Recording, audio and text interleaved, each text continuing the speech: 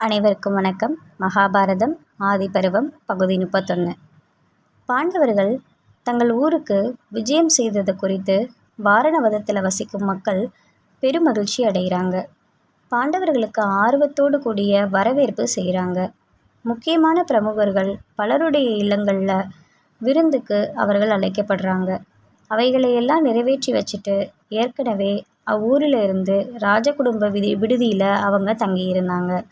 அதற்கு இடையில் ஏற்கனவே கட்டப்பட்ட அரக்கு மாளிகையை சுற்றிலும் அகழி ஒன்று வெட்டப்பட்டது. உள்ளே வசிக்கிறவங்களோட பாதுகாப்புக்குன்னு வெளியில் காட்டிக்கொள்ள நல்ல திட்டம் அது. ஆனால் உள்ளே அகப்பட்டு கொண்டவர்கள் உயிரோடு வெளியே தப்பித்து வர முடியாதபடி அது கட்டப்பட்டிருந்தது. அதில் வசிக்கும்படி ராஜகுமாரர்களை மந்திரி புரோச்சனன் வரவேற்கிறான். மாளிகை வசதி மிக்க வாய்ப்பு பெற்றதாக இருந்தாலும் புதிய கட்டடத்துக்கு வந்தவுடனே யுதிஷ்டன் பீமன் இருவருக்கும் இந்த மாளிகையில் ஆபத்து மிக அமைந்திருக்குதுன்னு சந்தேகப்பட்டாங்க. அரக்கு மெழுகு குங்கிலியம் போன்ற விரைவில் தீப்பற்றி எரியும் பொருளை கொண்டு அந்த மாளிகை கட்டப்பட்டு இருந்ததை அவங்க கவனிச்சாங்க. அந்த வீட்டில் உள்ள வாசனையும் அதுக்கு அறிகுறியாக இருந்தது. பாண்டவர்களாகிய தங்களுக்கென்று அமைக்கப்பட்ட இந்த பொறின்னு அவங்க உணர்ந்தாங்க. பீமன் தனது சகோதரர்களிடம், துரியோதனன் எனக்கு விஷம் கலந்த உணவை கொடுத்து நீரில் மூழ்க வச்சு கொள்ள முயன்றான். தெய்வாதீனமாக நச்சு பாம்புகள் கடித்ததில் விஷம் முறிந்து மரணத்திலிருந்து நான் தப்பிச்சுக்கிட்டேன்.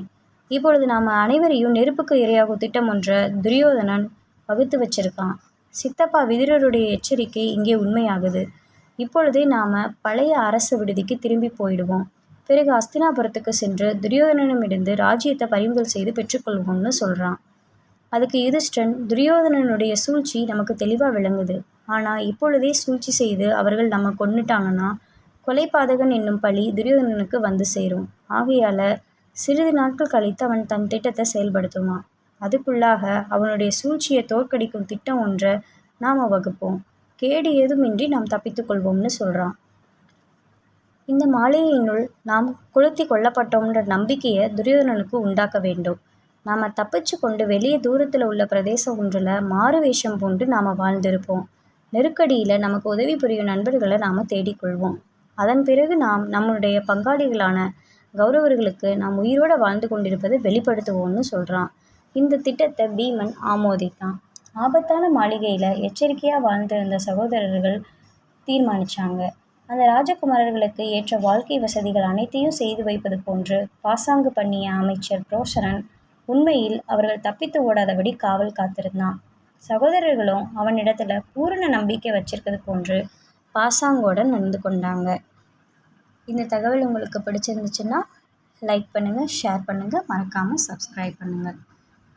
நன்றி.